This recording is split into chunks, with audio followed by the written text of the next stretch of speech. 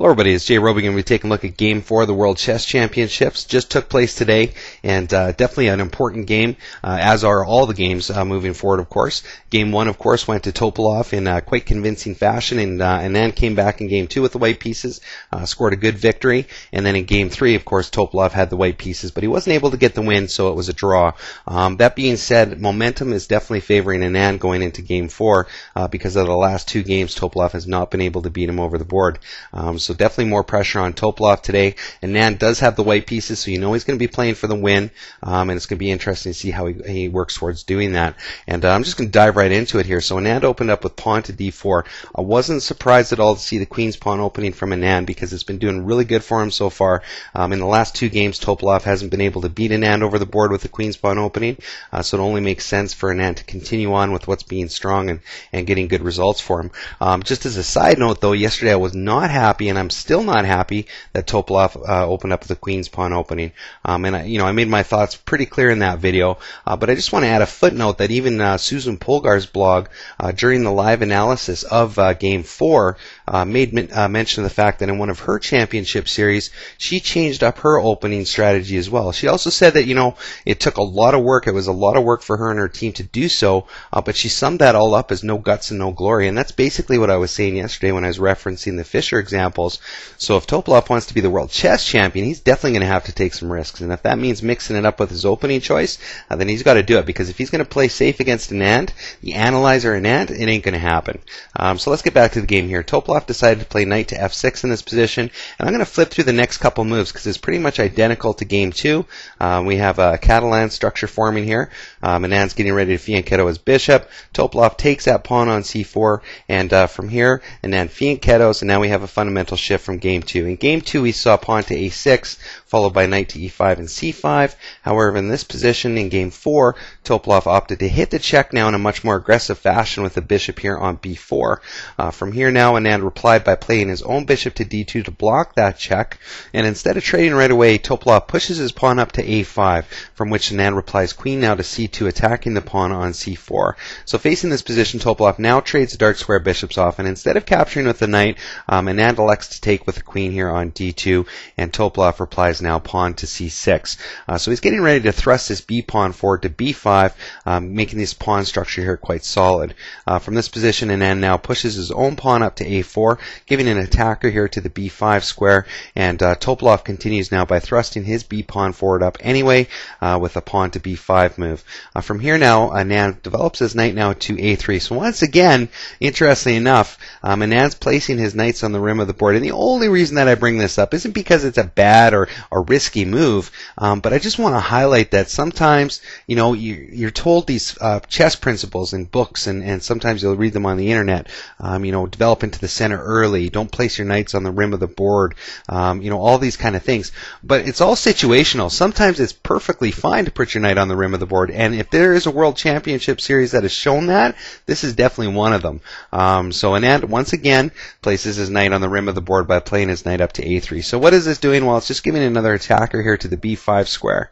And facing this mounting pressure to that square, Topalov simply develops his bishop now to d7, giving it access along this light square diagonal for when the trades start to take place. This bishop will be here.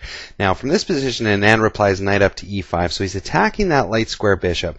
So he could, if he wanted to, he could trade that knight off for the light square bishop, but on the other hand, that knight has a really nice outpost currently on e5 as well. So it's totally up to Anand if he wants to trade that off or not. So from this position, Topalov swings his knight now into d5. Anand doesn't like it there though and pushes his pawn up now to e4, attacking the knight, and Topalov places the knight now onto b4. So a very safe square for the knight, quite active on this side of the board, has access here to c2 at some point if Topalov wants to make use of it. Of course, we also have access to d3. It all depends on how play follows, but definitely a good square for the knight because it can't immediately be kicked off by any piece. There's no more pawns here on the c and the a files to kick that quite easily. So it's a nice active position for the knight in this position. From here now, Anand castles and Topalov castles as well, and then Anand swings his rook over to d1. So we have the rook and the queen working together along the d file. From this position now, Topalov brings his bishop back now to e8, which basically says he doesn't want to trade off that bishop for the knight, pulls it back, allowing it to maintain access along this light square diagonal for when the trades start to take place, because there still is a lot of pressure wrapped around b5 here in this position. From this position, though, Anand continues pushing his pawn up now to d5. So Anand's making a play into the center now. He's got good piece coordination in the area. We've got the bishop here on g2. We have the queen and the rook working together. And of course, we have the pawn here on e4 supporting the push to d5. So Anand is starting to press into the position now. Topalov doesn't worry about that right away, though. Instead, he swings his queen down now to d6, attacking the undefended knight here on e5, from which Anand now swings it over now to g4. And from this position now, Topalov squeezes his queen into c5. So now this queen can kind of influence this b5 square, which we have already got a tremendous amount of pressure built up upon. So Topalov is basically saying to Anand that he's bringing it to b5 and, putting the question to Anand, what are you going to do about that? Well, Anand's reaction isn't to worry about b5 in the short term. In fact, he goes with kind of an old chess adage that if you're getting attacked on the flank, really attack into the center. So Anand plays his knight now onto e3, and let's just take a look at the piece coordination that Anand has, all focused in on the d5 square. We have the queen supported by the rook bearing down on d5. We have the knight now perched on e3 attacking d5. The pawn here on e4 is attacking d5. And of course we've got the light square bishop beautifully fianchettoed out here, ready to carve into that key central square of d5 as well. So Anand's not worrying too much about the b5 square currently and just saying, you know what, I'm going to go for the center. I'm giving it all that I have. And he has really beautiful piece coordination to accomplish that. So Topalov, in reply to this, develops his knight now to a6 because, the knight was blocking in the rook here on a8. We have the bishop blocking in the f rook. So Topalov really doesn't have a lot of great options to bring pieces to bear to help with the combat here around the d5 square. So he's opening up access to one of his rooks. Anand continues, however, though, and just captures that pawn now on c6. So Anand has firm control over the d file. He's just captured the pawn on c6. And, Topalov is definitely in kind of a tough position here. Topalov replies by capturing the pawn now on a4, from which Anand captures the pawn now on c4. So now Topalov has doubled up pawns in the position, and he has to worry about the defense of the a4 pawn because it's currently not defended. So he takes the pawn now on c6, defending that pawn with his bishop, and Anand now swings his rook into a more active position on c1, basically getting ready to move the knight on c4 because he's going to be attacking the queen in the process.